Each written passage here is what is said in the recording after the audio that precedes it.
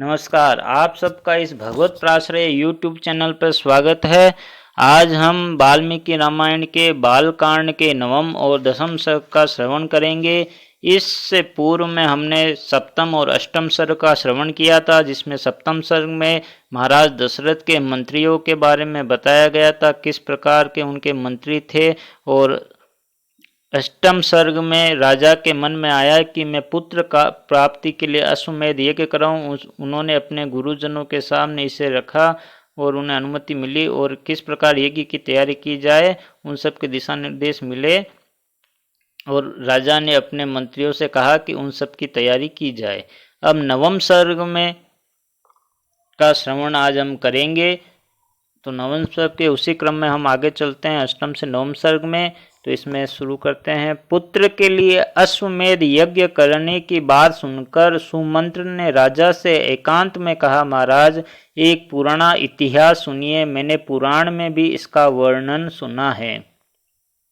जो उनके मंत्री थे सुमंत्र जी, उन्होंने राजा को एकांत में एक पुराने इतिहास की बात बताई है, जो उन्होंने उस समय किसी पुराण में पढ़ रखा होगा, सुना होगा। उसके बारे में वो राजा को बता रहे हैं, आगे सुना रहे हैं। वो ऋत्विजों ने पुत्र प्राप्ति के लिए इस अश्वमेध रूप उपाय का उपदेश किया है, परंतु मैंने इतिहास के रूप में कुछ विशेष बात सुनी है। राजन, पूर्व काल में भगवान सनत कुमार ने ऋषियों के निकट एक कथा सुनाई थी। वह आपकी पुत्र प्राप्ति से संबंध रखने वाली है। यहाँ सुमंत्र जी राजा दशरथ को एक इतिहास की एक कथा सुना रहे हैं, जो सनत कुमार जी ने ऋषियों के निकट सुनाई थी, और वह जिनसे पुत्र प्राप्ति राजा दशरथ को हो सकती है, इसीलिए वे ये कथा राजा दशरथ को सुना रहे हैं। तो सनत कुमार जी ने कहा था ऋषियों से कि मुनिवरों, महर्षि काश्यप के विभांडक नाम से प्रसिद्ध एक पुत्र है। उनके भी एक पुत्र होगा, जिसकी लोगों में ऋष्यशृंग नाम से प्रसिद्धि होगी।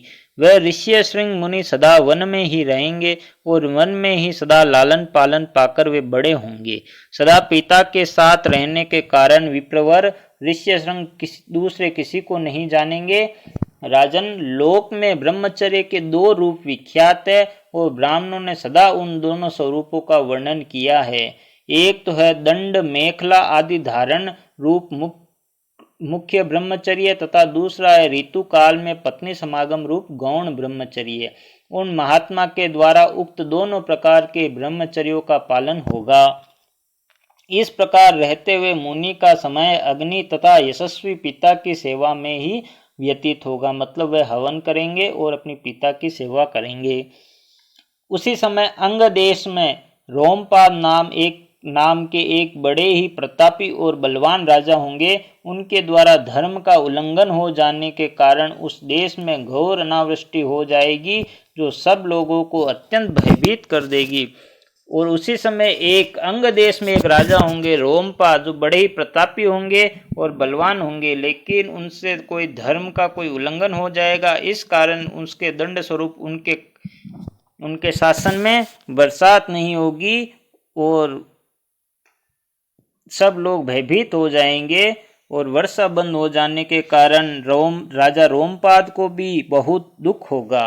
वे शास्त्र ज्ञान में बड़े चढ़े ब्राह्मणों को बुलाकर कहेंगे, विप्रवरों, आप लोग वेद शास्त्र के अनुसार कर्म करने वाले तथा लोगों के आचार विचार को जानने वाले हैं, अतः कृपा करके मुझे ऐसा कोई नियम बताइए जिससे मेरे पाप का प्रायश्चित हो जाए।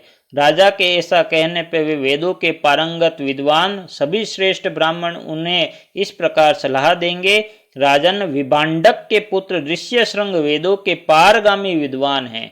भूपाल, आप सभी उपायों से उन्हें यहाँ ले आइए, बुलाकर उनका भली भांति सत्कार कीजिए। फिर एकाग्रचित्त तो वैदिक विधि के अनुसार उनके साथ अपनी कन्या शांता का विवाह कर दीजिए। उनकी बात सुनकर राजा इस चिंता में पड़ जाएंगे कि किस उपाय से उन शक्तिशाली महर्षि को यहाँ लाया जा सकता है। फिर वे मनस्वी नरेश मंत्रियों के साथ निश्चय करके अपने पुरोहित और मंत्रियों को सत्कार पूर्वक वहाँ भेजेंगे। राजा की बात सुनकर वे मंत्री और पुरोहित मुंह लटकाकर दुखी हो जाएंगे और यों कहने लगेंगे कि हम महर्षि से डरते हैं, इसीलिए वहां नहीं जाएंगे। यों कहकर वे राजा से बड़ी अनुनय विनय करेंगे। उसके बाद सोच विचार कर वे राजा को सबसे योग्य उपाय बताएंगे और कहेंगे कि हम उन ब्राह्मण कुमारों को किसी उपाय से यहाँ ले आएंगे, ऐसा करने से कोई दोष नहीं घटित होगा। इस प्रकार वैश्याओं की सहायता से अंगराज मुनि कुमार ऋष्यशृंग को अपने यहाँ बुलाएंगे और उनके आते ही इंद्रदेव उस राज्य में वर्षा करेंगे। फिर राजा उन्हें अपनी पुत्री शांता समर्पित कर देंगे। इस तरह ऋष्यशृंग आपके जामाता होंगे, वे ही आपके लिए पुत्रों को सुलभ कराने वाले यज्ञ कर्म का संपादन करेंगे। यह सनत कुमार जी की कही हुई बात मैंने आपसे निवेदन की है। यह सुनकर राजा दशरथ को बड़ी प्रसन्नता हुई। उन्होंने सुमंत्र से कहा, मुनि कुमार, ऋष्यशृंग को वहां जिस प्रकार और जिस उपाय से बुलाया गया था वह स्पष्ट रूप से बताओ। यहाँ ऊपर सुमंत्र जी कह रहे हैं कि जब शांता से ऋष्यशृंग की का विवाह होगा तो वह आपके जामाता होंगे। इसका मतलब है कि दशरथ जी की ही पुत्री थी शांता, और इसका आगे वर्णन भी आएगा अगले अध्याय में। यहाँ पे ये नवम अध्याय नवम सर्ग समाप्त हुआ। अब दसम सर्ग का हम श्रवण करेंगे, जिसमें महाराज दशरथ ने सुमंत्र से पूछा था कि किस प्रकार से ऋष्यशृंग को और किस उपाय से और किस प्रकार वहां अंग देश में लाया गया था। तो आगे राजा की आज्ञा पाकर उस समय सुमंत्र ने इस प्रकार कहना आरंभ किया, राजन, रोमपाद के मंत्रियों ने ऋष्यशृंग को वहां जिस प्रकार और जिस उपाय से बुलाया था वह सब मैं बता रहा हूं, आप मंत्रियों सहित मेरी बात सुनिए। उस समय अमात्यों सहित पुरोहित ने राजा रोमपाद से कहा, महाराज, हम लोगों ने एक उपाय सोचा है जिसे काम में लाने से किसी भी विघ्न बाधा के आने की संभावना नहीं है। ऋष्यशृंग मुनि सदा वन में ही रहकर तपस्या और स्वाध्याय में लगे रहते हैं। वे स्त्रियों को पहचानते तक नहीं है और विषयों के सुख से भी सर्वथा अनभिज्ञ हैं। हम मनुष्यों के चित्त को मत डालने वाले मनोवांछित विषयों का प्रलोभन देकर उन्हें अपने नगर में ले आएंगे, अतः इसके लिए शीघ्र प्रयत्न किया जाए। यदि सुंदर आभूषणों से विभूषित मनोहर रूप वाली वैश्याएं वहां जाए तो वे भांति भांति के उपायों से उन्हें लुभाकर इस नगर में ले आएगी, अतः इन्हें सत्कार पूर्वक भेजना चाहिए। यह सुनकर राजा ने पुरोहित को उत्तर दिया, बहुत अच्छा, आप लोग ऐसा ही करें। आज्ञा पाकर पुरोहित और मंत्रियों ने उस समय वैसी ही व्यवस्था की। तब नगर की मुख्य वेश्याएं राजा का आदेश सुनकर उस महान वन में गई और मुनि के आश्रम से थोड़ी ही दूर पर ठहरकर उनके दर्शन का उद्योग करने लगी। मुनि कुमार ऋष्यशृंग बड़े ही धीर स्वभाव के थे। वे सदा आश्रम में ही रहा करते थे और उन्हें सर्वदा अपने पिता के पास रहने में ही अधिक सुख मिलता था, अतः वे कभी आश्रम के बाहर नहीं निकलते थे।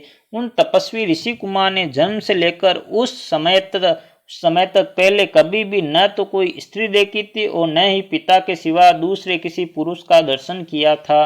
नगर या राष्ट्र के गांवों में उत्पन्न हुए दूसरे प्राणियों को भी वे नहीं देख पाए थे। तदनंतर एक दिन विभांडक कुमार ऋष्यशृंग अकस्मात घूमते फिरते उस स्थान पर चले आए जहां वे वेश्याएं ठहरी हुई थी। वहां उन्होंने उन सुंदरी वनिताओं को देखा। उन प्रमादाओं का वेश बड़ा ही सुंदर और अद्भुत था। वे मीठे स्वर में गीत गा रही थी। ऋषि कुमार को आया देख सभी उनके पास चली आई और इस प्रकार पूछने लगी, ब्राह्मण, आप कौन हैं, क्या करते हैं तथा इस निर्जन वन में आश्रम से इतनी दूर आकर अकेले क्यों विचर रहे हैं, यह हमें बताइए, हम लोग इस बात को जानना चाहती हैं। ऋष्यशृंग ने वन में कभी स्त्रियों का रूप नहीं देखा था और वे स्त्रियां तो अत्यंत कमनीय रूप से सुशोभित थी, अतः उन्हें देखकर उनके मन में स्नेह उत्पन्न ही हो गया था। इसलिए उन्होंने उनसे अपने पिता का परिचय देने का विचार किया और कहा, बोले, मेरे पिता का नाम विभांडक मुनि है, मैं उनका औरस पुत्र हूँ। मेरा ऋष्यशृंग नाम और तपस्या आदि कर्म इस भूमंडल में प्रसिद्ध है। यहाँ पास ही मेरा आश्रम है, आप लोग देखने में परम सुंदर है अथवा आपके दर्शन मेरे लिए शुभ कारक है। आप मेरे आश्रम पर चले, वहां मैं आप सब लोगों की विधि पूर्वक पूजा करूंगा। ऋषि कुमार की यह बात सुनकर सब उनसे सहमत हो गई। फिर वे सब सुंदरी स्त्रियां उनका आश्रम देखने के लिए वहां गई। वहां जाने पर ऋषि कुमार ने यह अर्घ्य, यह पाद्य तथा यह भोजन के लिए फल मूल प्रस्तुत है, ऐसा कहते हुए उन सब का विधिवत पूजन किया। ऋषि की पूजा स्वीकार करके वे सभी वहां से चली जाने को उत्सुक हुई। उन्हें विभांडक मुनि का भय लग रहा था, इसलिए उन्होंने शीघ्र ही वहां से चली जाने का विचार किया। क्योंकि ऋष्यशृंग मुनि तो जानते नहीं थे ये कौन है, लेकिन विभांडक मुनि तो जानते थे कि ये वेश्याएं हैं, यदि वो आ जाते तो उन्हें शाप दे देते। इसलिए वे जल्द से जल्द जाने की तैयारी करने लगी, वहां से शीघ्र ही चले जाने की तैयारी करने लगी। वे बोली, ब्राह्मण, हमारे पास भी ये उत्तम उत्तम फल है, विप्रवर इन्हें ग्रहण कीजिए, आपका कल्याण हो। इन फलों को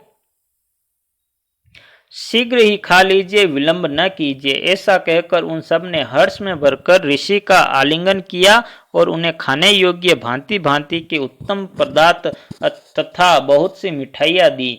उनका रसास्वादन करके उन तेजस्वी ऋषि ने समझा कि ये भी फल है, क्योंकि उस दिन के पहले उन्होंने कभी वैसे पदार्थ नहीं खाए थे। भला सदा वन में रहने वाले के लिए वैसी वस्तुओं का स्वाद लेने का अवसर ही कहाँ है। तत्पश्चात उनके पिता विभांडक मुनि के डर से डरी हुई वे स्त्रियां व्रत और अनुष्ठान की बात बताकर उन ब्राह्मण कुमार से पूछकर उसी बहाने वहां से चली गई। उन सब के चले जाने पर काश्यप कुमार ब्राह्मण ऋष्यशृंग मन ही मन व्याकुल हो उठे और बड़े दुख से उधर उधर टहलने लगे। तदनंतर दूसरे दिन फिर मन से उन्हीं का बारंबार चिंतन करते हुए शक्तिशाली विभांडक कुमार श्रीमान ऋष्यशृंग उसी स्थान पर गए जहां पहले दिन उन्होंने वस्त्र और आभूषणों से सजी हुई उन मनोहर रूप वाली वेश्याओं को देखा था। ब्राह्मण ऋष्यशृंग को आते देख तुरंत ही उन वेश्याओं का हृदय प्रसन्नता से खिल उठा। वे सब की सब उनके पास जाकर उनसे इस प्रकार कहने लगी, सौम्य, आओ आज हमारे आश्रम पर चलो। यद्यपि यहाँ नाना प्रकार के फल मूल बहुत मिलते हैं, तथापि वहां भी निश्चय ही इन सब का विशेष रूप से प्रबंध हो सकता है। उन सब के मनोहर वचन सुनकर ऋष्यशृंग उनके साथ जाने को तैयार हो गए और वे स्त्रियां उन्हें अंग देश में ले गई। उन महात्मा ब्राह्मण के अंग देश में आते ही इंद्र ने संपूर्ण जगत को प्रसन्न करते हुए सहसा पानी बरसाना आरंभ कर दिया। वर्षा से ही राजा को अनुमान हो गया कि वे तपस्वी ब्राह्मण कुमार आ गए हैं। फिर बड़ी विनय के साथ राजा ने उनकी अगवानी की और पृथ्वी पर मस्तक टेक कर उन्हें साष्टांग प्रणाम किया और फिर एकाग्रचित होकर उन्होंने ऋषि को अर्घ्य निवेदन किया तथा उन विप्र शिरोमणि से वरदान मांगा, भगवान आप और आपके पिताजी का कृपा प्रसाद मुझे प्राप्त हो। ऐसा उन्होंने इसीलिए किया कि कहीं कपट पूर्वक यहाँ तक लाए जाने का रहस्य जान लेने पर विप्रवर ऋष्यशृंग अथवा विभांडक मुनि के मन में मेरे प्रति क्रोध न हो। तत्पश्चात ऋष्यशृंग को अंतःपुर में ले जाकर उन्होंने शांत चित्त से अपनी कन्या शांता का उनके साथ विधि पूर्वक विवाह कर दिया। ऐसा करके राजा को बड़ी प्रसन्नता हुई। इस प्रकार महातेजस्वी ऋष्यशृंग राजा से पूजित हो संपूर्ण मनोवांछित भोग प्राप्त कर अपनी धर्म पत्नी शांता के साथ वहां रहने लगे। इत्यार्ष श्रीमद् रामायणे वाल्मीकि आदि काव्ये बालकांडे 10वां सर्ग। इस प्रकार से ये 10वां सर्ग भी समाप्त हुआ। अब हम अगले वीडियो में 11 सर्ग और 12 सर्ग का श्रवण करेंगे। बहुत बहुत धन्यवाद। अगला वीडियो सुनने से पहले मेरा इस वीडियो को लाइक करें, शेयर करें, सब्सक्राइब करें और बेल आइकन पे प्रेस करें, जिससे मेरा अगला वीडियो आएगा, जिससे आपको नोटिफिकेशन मिल जाएगा। श्री राम जय जय राम।